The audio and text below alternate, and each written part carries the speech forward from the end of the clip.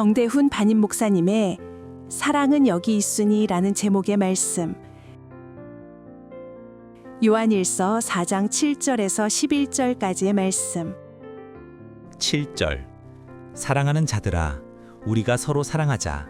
사랑은 하나님께 속한 것이니 사랑하는 자마다 하나님으로부터 나서 하나님을 알고. 8절. 사랑하지 아니하는 자는 하나님을 알지 못하나니 이는 하나님은 사랑이심이라. 9절. 하나님의 사랑이 우리에게 이렇게 나타난 바 되었으니 하나님이 자기의 독생자를 세상에 보내심은 그로 말미암아 우리를 살리려 하심이라. 10절. 사랑은 여기 있으니 우리가 하나님을 사랑한 것이 아니요 하나님이 우리를 사랑하사 우리 죄를 속하기 위하여 화목제물로 그 아들을 보내셨음이라. 11절. 사랑하는 자들아, 하나님이 이같이 우리를 사랑하셨은즉 우리도 서로 사랑하는 것이 마땅하도다. 아멘. 요즘 대한민국 사회를 관통하고 있는 문화가 있습니다. 그것이 바로 나홀로 문화입니다. 나홀로 문화. 그래서 나홀로 인생을 살아가고 있는 사람들을 이름하여 혼족이라고 합니다. 혼족. 제가 어렸을 때는 오렌지족이 있었는데요. 요즘에는 혼족이 등장하고 있다고 그래요. 혼밥 들어보셨어요? 혼술 들어보셨어요? 예, 이렇게 1인 문화 사회. 그러니까 1인 나홀로 시간을 보내고 나홀로 살아가는 이런 사회적인 현상이 대한민국을 강타하고 있습니다. 2025년도 인구주택 총조사에 의하면 우리 대한민국 사회의 1인 세대, 나홀로 세대가 41.8%, 1000만 세대를 넘어섰어요. 거의 절반에 육박하는, 대한민국의 모든 세대 가정들에서 절반에 육박하는 수치, 1000만 세대를 넘어서고 있다라는 거예요. 10년 전에도 조사를 했거든요. 2015년도에 조사를 했을 때는요, 500만 세대였어요. 1인 세대가. 그런데 불과 10년 만에 2배로 급격하게 수치가 올라가는 것을 우리가 알 수가 있습니다. 일부 사회학자들은 이 혼자라는 단어, 나홀로라는 단어 가운데는 개인의 개성이 있고 편리함이 있고 또한 자유로움이 있어서 긍정적으로 해석하시는 분들도 있더라고요. 혼자 산다고 했을 때 자유와 또한 평안함이 있어서 편리함이 있어서 그것을 긍정적으로 해석하는 분들이 있는데, 제가 곰곰이 생각할 때는 그 나홀로라는 의미, 혼자라는 의미 가운데는 그 이면에는 깊은 외로움이 있습니다. 고독함이 있어요. 또 그 안에는 사랑의 결핍이 느껴지게 된다라는 거예요. 얼마 전에 추정 60분이라는 프로그램에서 대한민국의 고립사회라는 주제로 방영을 했습니다. 고립사회. 이 대한민국 우리 사회가 고립되어 있는 사회로 가고 있다는 거예요. 급격하게 가고 있다는 것입니다. 이 고립사회와 혼족 문화는 이것이 연관성이 있어요. 왜냐하면 고립사가 되면 될수록 혼자 살아가는 사람들이 많아질 수밖에 없다는 거예요. 또 혼자 살아가는 사람들이 많아지면 많아질수록 그 사회는 더 깊은 고립으로 들어갈 수밖에 없다라는 거예요. 그래서 그 결과 연간 4,000명에 해당하는 사람들이요, 아무도 모르게 생을 마감하는 고독사를 지금 당하고 있다는 거예요. 이 고독사가요, 연세가 많으신 어르신들만 고독사를 당하는 것이 아니라 젊은 사람들까지도 나홀로 삶을 살다가 아무도 기억해 주지 않는 그러한 마지막을 맞이하게 된다라는 것입니다. 방송에 나왔던 한 출연자가 이런 인터뷰를 남겼어요. 혼자서 살면 행복하게 잘 살 수 있을 것 같았는데 살아보니 세상은 혼자 산다고 행복한 것이 아니었습니다. 이런 말을 남겼어요. 그 방송에 나온 여러 전문가들이 마지막에 이런 결론을 내렸어요. 우리 사회는 하루빨리 고립사회에서 연결사회로 회복되어야 된다. 지금 나홀로 다 고립되어 있는데 그것을 빨리 깨트리고 연결되는 사회로 만들어가야 된다라고 말하고 있어요. 그럼 무엇으로 연결이 되어야 되는 것인가? 우리 사회가 무엇으로 연결이 되어야 되는 것인가? 바로 관심과 애정입니다. 그리고 돌봄과 사랑이에요. 이러한 것들로 우리가 연결되지 않으면 계속해서 고립된 사회로 만들어가져 갈 수밖에 없다는 것이죠. 그런데 세상에서 말하고 있는 관심과 애정, 돌봄과 사랑은요, 완전하지가 않아요. 늘 제한적입니다. 늘 자기 중심적이에요. 내 편에서 그 모든 것들을 생각하기 때문에 그것이 완전할 수가 없다는 거예요. 그렇다면 우리에게 꼭 필요한, 이 사회 가운데 꼭 필요한 관심과 애정, 돌봄과 사랑의 정신은 어디에서 찾을 수 있는 것인가?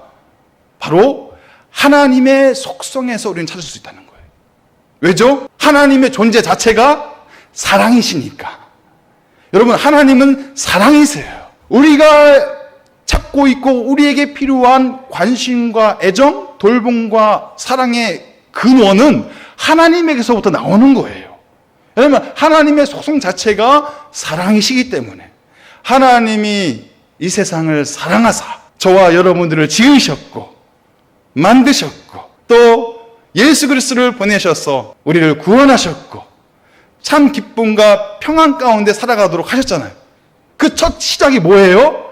우리를 사랑하사. 하나님은 여러분들을 사랑하지 않고는 버틸 수 없는 분이세요. 왜냐하면 그 존재 자체가 사랑이시기 때문에. 그래서 우리는 그 하나님의 사랑의 마음과 정신을 우리 마음 가운데 채울 수 있어야 된다는 것입니다. 이 시간에는 사랑은 여기 있으니 라는 제목으로 말씀을 나누기로 하나요? 사랑이 어디 있다고요? 여기에 있으니. 사랑은 하나님에게 있고 사랑은 하나님의 이름으로 모여있는 이 교회 공동체 가운데 있는 것이다. 그래서 우리가 지금 나누는 이 사랑의 정신을 통해서 단절되어 있고 고립되어 있는 우리의 삶이 연결이 되어야 된다는 거예요. 그 말씀의 의미를 우리 마음 가운데 새길 수 있는 시간이 되시기를 바랍니다. 오늘 본문 요한 1서 4장 7절에서 11절 말씀은 사랑의 사도라고 불리고 있는 사도 요한이 자신의 신앙 고백을 담아서 기록한 말씀이에요. 이 말씀을 한 문장으로 딱 압축을 하자면 하나님은 사랑이시다. 하나님은 사랑이시다. 그것을 우리에게 선언하고 있다라는 것입니다. 이 하나님의 사랑이 우리의 외롭고 고독한 현실 가운데 구체적으로 임하여야만, 나타나야만 우리의 삶이 외롭지 않은 인생이 될 수가 있다는 거예요.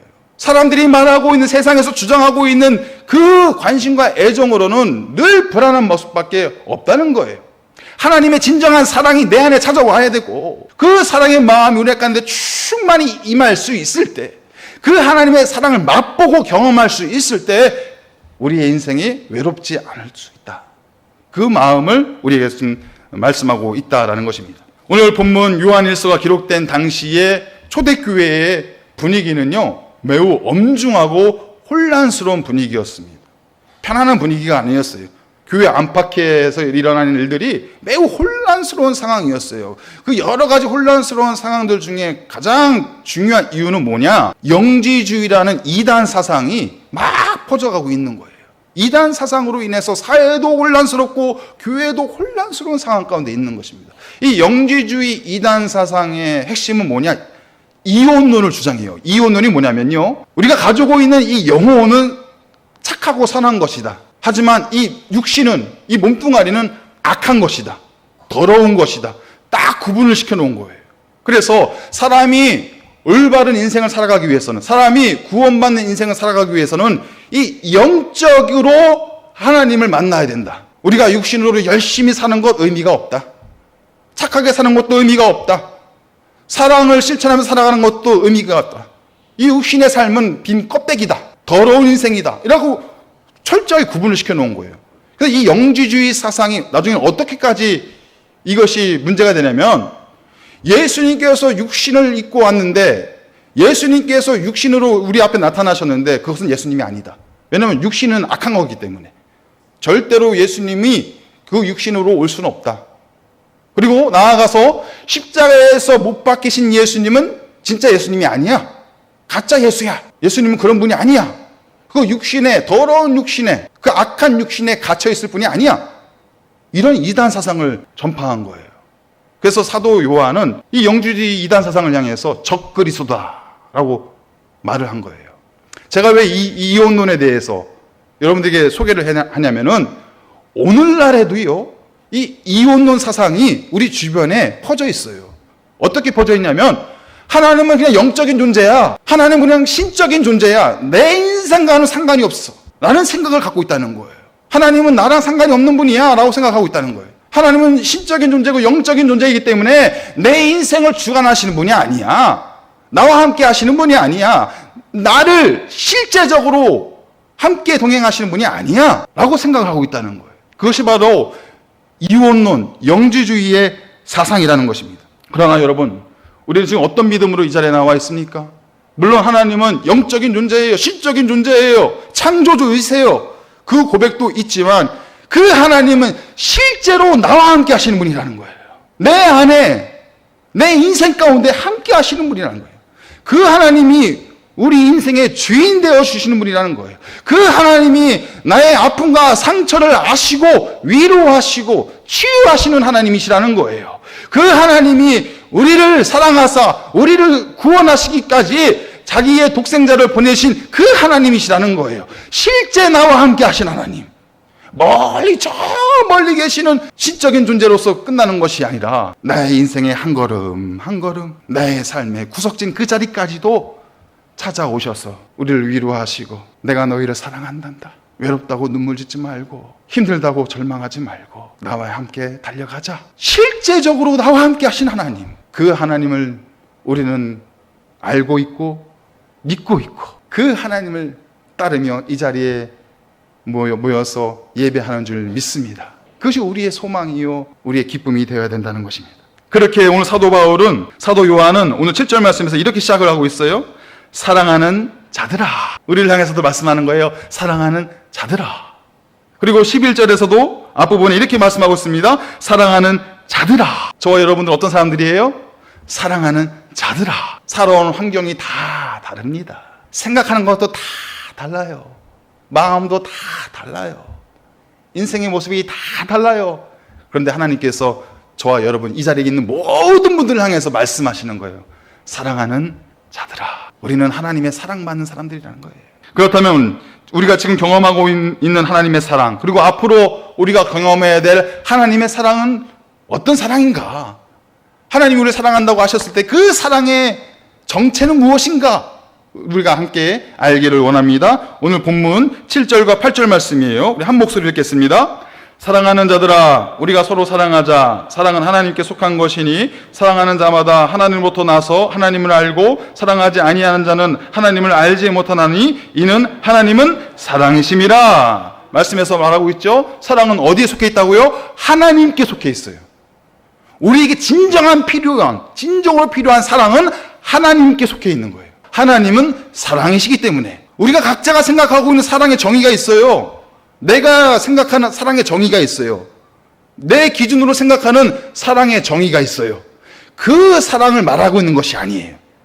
여기서 말하는 사랑은 무엇이냐? 하나님께 속한 사랑. 즉 하나님이 말씀하시는 사랑, 하나님이 여러분들에게 보여주시는 사랑, 그 사랑의 정의를 말하고 있는 거예요. 그 사랑이 진정 우리에게 필요한 사랑이다. 사도 요한이 말하는 그 사랑이 무엇일까요? 하나님께서 우리에게 말씀하신 사랑이 무엇일까요? 우리에게 보여주시는 사랑이 무엇일까요? 그것이 바로 아가페 사랑입니다. 아가페 사랑의 의미가 무엇입니까? 아무 자격 없는 이 죄인에게, 아무 공로 없는 이 죄인에게 무조건적으로 베풀어 주시는 하나님의 사랑이에요.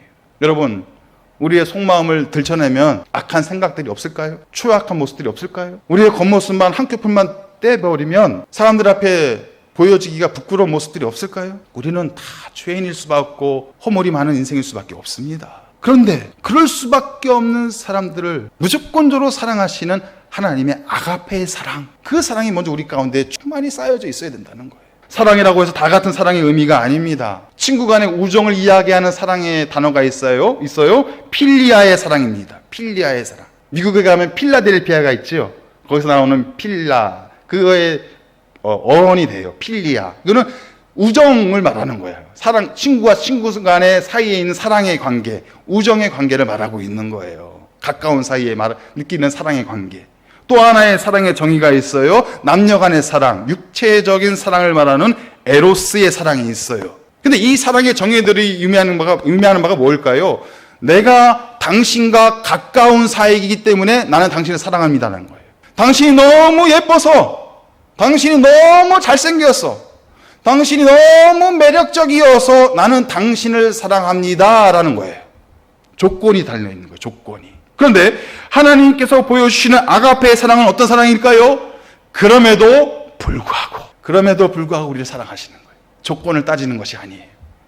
이 자리에 계신 모든 분들이요, 하나님과 가깝던 가깝지 않던 하나님은 여러분들을 사랑하십니다. 여러분들이 예쁘지 않아도, 잘생기지 않았어도 하나님 그것 따지지 아니하고 하나님 여러분들 모두를 사랑하십니다. 내가 가진 것이 없어도, 내 능력이 부족해도, 내 인생이 너무 초라해도 하나님은 우리 모두를 사랑하십니다. 그것이 바로 하나님의 아가페 사랑, 그럼에도 불구하고 우리를 사랑하시는 하나님의 사랑이라는 거예요. 여러분, 우리 지구가 온 우주의 수십억 개의 별들 중에서 생명체가 살 수 있는 아름다운 땅이 될 수 있는 이유가 무엇일까요? 그것은요, 이 지구 안에는 생명체가 숨을 쉴 수 있는 공기가 있다는 거예요. 산소가 있다는 거예요. 눈에 보이지 않지요? 하지만 공기가 있기 때문에 이 지구가 모든 행성보다 더 살기 좋은 아름다운 땅이 될 수 있다는 거예요. 그런데 이 공기가 갑자기요, 나는 얼굴이 잘생긴 사람한테만 갈 거야, 나는 얼굴이 예쁜 사람한테만 갈 거야, 나는 돈 많은 사람한테만 갈 거야 라고 했을 때 이 지구에 생명체가 살 수 있을까요? 그렇지 않죠. 너무너무 감사한 은혜가 뭔지 아세요, 여러분? 우리 모두가 공평하게 공기를 마시고 숨을 쉴 수 있다는 거예요. 이게 당연한 것 같아요? 돈이 많든 돈이 적든, 많이 배웠든 많이 못 배웠든, 나이가 있든 나이가 적든, 모든 사람들은 공평하게 공기를 마시고 있어요. 이게 은혜라는 거예요. 하나님의 사랑이 마치 공기와 같은 사랑이라는 것입니다. 우리가 아름다운 인생을 살기 위해서는 눈에는 보이지 않지만 이 하나님의 사랑이 반드시 우리 가운데 있어야 되는 거예요. 혹이나 이 자리에 계신 분들 중에, 나는 이 공기가 눈에 보이지 않으니까 나는 공기가 필요 없어, 나는 공기 없이 얼마든지 숨을 쉴 수 있는 사람이야 라고 생각하시는 분 있으세요? 안 그렇죠? 그러면 산소가 없어봐요, 공기가 없어봐요, 우리가 어떻게 단 1분도 못 버틸 거예요. 마찬가지예요. 하나님의 사랑, 눈에 보이지는 않지만 우리 사람이 아름다운 인생으로, 건강한 인생으로 살기 위해서는 하나님의 사랑이 어떤 사랑인지를 내가 경험하고 누리고 내 안에 그것을 체험받고 살아갈 수 있어야 된다는 것입니다. 공기가 우리에게 생명을 주듯이 하나님의 사랑이 우리에게 또 다른 생명줄이 될 수 있다는 것입니다. 그렇다면 하나님은 우리를 얼마나 많이 사랑하실까요? 하나님이 여러분들을 얼마나 많이 사랑하실까요? 그것을 예측해 볼 수 있는 말씀, 오늘 9절에서 10절에 있는 말씀입니다. 이 말씀을 한 목소리로 봉독하겠습니다. 하나님의 사랑이 우리에게 이렇게 나타난 바 되었으니 하나님이 자기의 독생자를 세상에 보내심은 그로 말미암아 우리를 살리려 하심이라. 사랑은 여기 있으니 우리가 하나님을 사랑한 것이 아니요 하나님이 우리를 사랑하사 우리 죄를 속하기 위하여 화목제물로 그 아들을 보내셨음이라. 아멘. 사도 요한은요, 하나님의 사랑을 우리에게 소개하면서 추상적으로, 무슨 철학적으로 소개하는 것이 아니라 하나님의 사랑은 분명히 우리 앞에 나타난 바 되었다라고 소개하고 있어요. 구체적인 사건으로 우리에게 나타났다라고 말하고 있어요. 그래서 말씀하잖아요. 하나님의 사랑이 우리에게 이렇게 나타난 바 되었다. 그럼 그 사건이 무엇일까요? 이어서 말씀하고 있는 거예요. 사랑은 여기 있으니, 너희들에게 필요한 그 사랑, 하나님의 사랑은 여기 있으니 하나님이 자기의 독생자 예수 그리스도를 세상에 보내심은 우리를 사랑하사 우리를 살리기 위해서 보내심이라. 구체적인 사건으로 우리 앞에 나타났다라는 것입니다. 하나님이 여러분들을 사랑하시는데 그것이 철학적으로, 추상적으로 그저 입으로만 사랑하는 것이 아니라 구체적인 사건으로 여러분 앞에 나타났다는 거예요. 하나님의 사랑이. 누구를 통해서? 예수 그리스도를 통해서 우리에게 나타난 바 되었다. 사도 바울도요, 이 하나님의 사랑을 묵상하면서 이렇게 고백을 했어요. 로마서 8장 32절 말씀입니다. 당신의 아들을 아끼지 않으시고 우리 모두를 위하여 내주신 분이 어찌 그 아들과 함께 모든 것을 우리에게 선물로 거저주지 않으시겠습니까? 아들을 주셨는데, 아들까지 주셨는데 그의 모든 것을 우리에게 거저주지 않으시겠느냐? 여러분 혹시 어떤 사람이 여러분에게 찾아와서 내가 당신을 사랑합니다 라고 말하면서 자신의 아들까지 내어준다면 그 사랑은 진짜예요, 가짜예요? 만약에 어떤 사람이 여러분들을 향해서 내가 당신을 사랑합니다 라고 말하면서 자신의 재산을 몽땅 여러분들에게 주면은 그 사랑 진짜예요, 가짜예요? 진짜잖아요. 아들까지 준다면, 모든 재산까지 준다면 그분이 얘기하는 사랑은 진짜 사랑이다라는 것입니다. 여러분들의 인생을 값으로 매길 수 있다면 얼마짜리 인생인 것 같습니까? 1억짜리 인생? 10억짜리 인생? 좀 더 쓸까요? 100억짜리 인생? 1000억짜리 인생? 내 인생은 얼마짜리 인생일까? 여러분, 우리 모두의 인생은 세상에서 가장 값진 예수짜리 인생임을 기억하시기 바랍니다. 여러분들은 돈으로 매길 수 없는 인생이에요. 하나님 앞에서 가장 사랑받는 자들로 살아가고 있는 인생이에요. 하나님이 여러분들을 향해서 내가 너희를 사랑하노라, 내 아들을 바치기까지, 내 모든 영광과 축복을 너희들에게 주기까지 나는 너희를 사랑한다. 우리는 하나님 앞에 사랑받는 사람들로 살아가고 있음을 기억하시길 바랍니다. 그렇다면 그 하나님의 사랑이 지금 이 순간 누구를 통해서 우리에게 전해지고 있는 것일까요? 오늘 7절 말씀을 보십시오. 이렇게 말씀하고 있습니다. 사랑하는 자들아, 우리가 서로 사랑하자.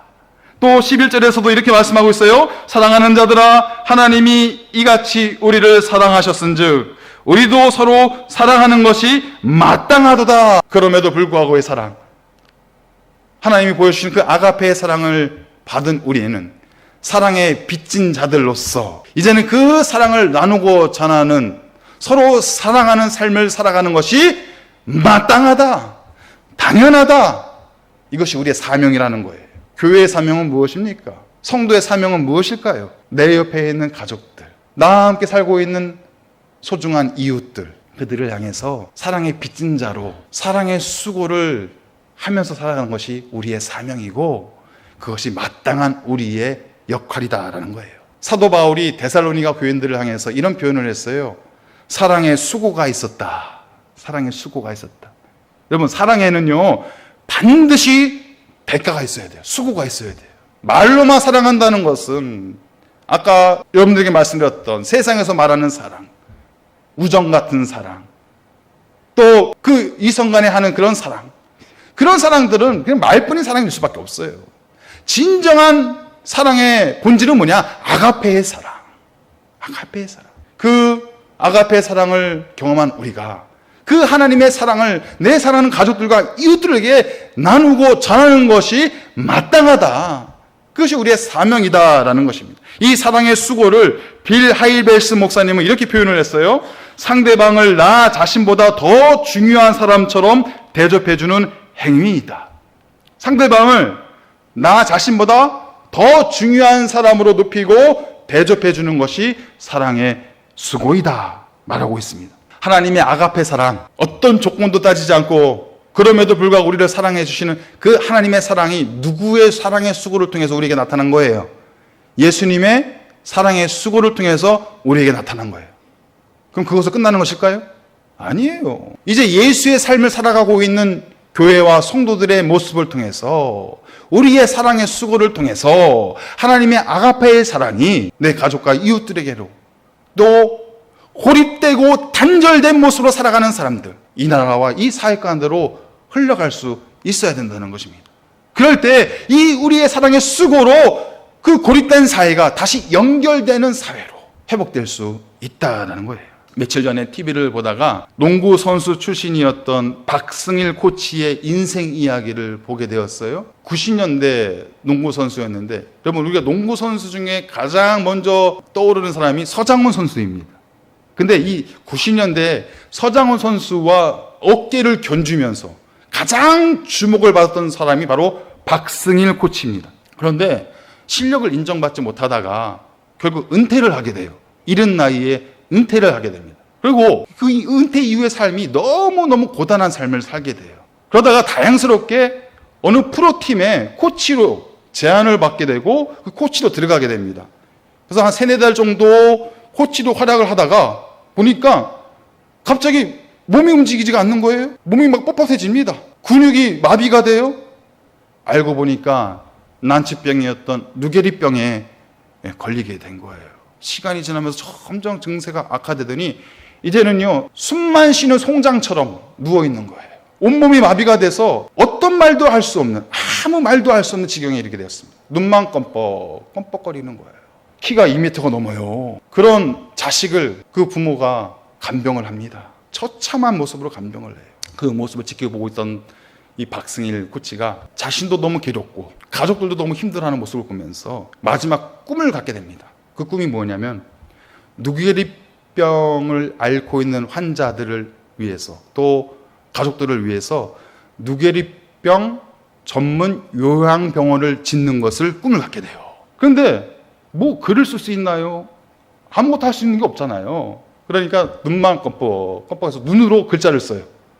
눈동자를 이렇게 딱 왔다 갔다 하면서 글자 한 글자 쓰는 거예요. 그 글자를 통해서 편지를 쓰고 책을 만들어서 많은 사람들에게 그것이 전해지게 됩니다. 그리고 이제 사람들의 관심을 받게 돼요. 이런 일이 있었네? 우리가 관심을 가져야겠네? 모금이 시작됩니다. 한 사람의 사랑의 수고의 행위를 통해서 많은 사람들이 모이기 시작해요. 결국 마침내 2025년도 3월, 올해 3월에 자그마치 23년을 거쳐서, 자그마치 23년이 지나서 국내 최초의 누게릭 요양병원이 개원을 하게 됩니다. 물론 한 사람의 사랑의 수고가 있었지만 그 절망스러운 상황에서도 포기하지 않고 사랑의 수고를 포기하지 않았던 한 사람의 모습이 있었지만 그 모습을 바라보면서 감동받은 사람들이 있었어요. 기독 연예인들, 아마 잘 아실 거예요. 션, 양동근, 송은이 같은 분들이 마음을 모은 거예요. 우리가 하자. 이 불가능할 것 같은 이 일 우리가 한번 해보자. 마음을 모으고 그 순간부터 돈 받지 않고 모금 활동을 한 거예요. 사랑의 수고를 한 거지요. 그 결과 놀라운 기적과 같은 사건들이 벌어질 수 있게 된 것입니다. 처음에 이 일을 박승일 코치가 계획하고 이야기했을 때 너무 무모하잖아요. 할 수 있는 게 아무것도 없는데, 자기 뭐 하나 못 추스리는데 너무 무모하고 불가능한 일이다 보니 그것을 이야기하는 사람들에게 박승일 코치가 이런 얘기를 해요. 내가 지금 시작하면 반드시 누군가가 열매를 맺게 할 것입니다. 그의 소원과 기대대로 이 꿈이 이루어지게 된 것이에요. 죽음을 앞두고 세상을 떠나기 전에 자신을 도왔던 친구들에게 이런 문자를 남기고 세상을 떠났습니다. 내가 있는 천국에서 감사하며 열심히 기도할게요. 그리고 사랑합니다. 이 문자를 남겨놓고 하나님 품에 안겼습니다. 사랑하는 성도 여러분, 우리는 하나님의 아가페의 사랑, 그 사랑을 이미 경험한 사람들입니다. 그리고 이제는 우리가 마땅히 감당해야 될 우리의 역할은 그 사랑의 수고를 아끼지 않고 찾아가는 것입니다. 이번 예람 축제를 통해서 많은 분들을 만나셨잖아요. 그리고 많은 분들을 초청하셨잖아요. 그것이 바로 사랑의 수고라는 거예요. 그 사랑의 수고를 통해서, 이제 나를 통해서, 우리의 수고를 통해서 하나님의 아가페의 사랑이 초청되어 오신 분들에게, 우리가 만나신 모든 분에게 전해질 줄 믿습니다. 그 사랑으로 위로받고 그 사랑으로 회복되고 그 사랑으로 치유될 수 있는 우리가 될 줄 믿습니다. 그럴 때 단절되고 고립되어 있는 이 사회의 아픔이 치유되는 것이고, 외롭고 고독한 인생 가운데 살아가는 사람들 가운데 하나님의 놀라운 위로와 사랑이 전해지게 될 줄 믿습니다. 사랑하는 자들아, 하나님이 이같이 우리를 사랑하셨은즉 우리도 서로 사랑하는 것이 마땅하도다.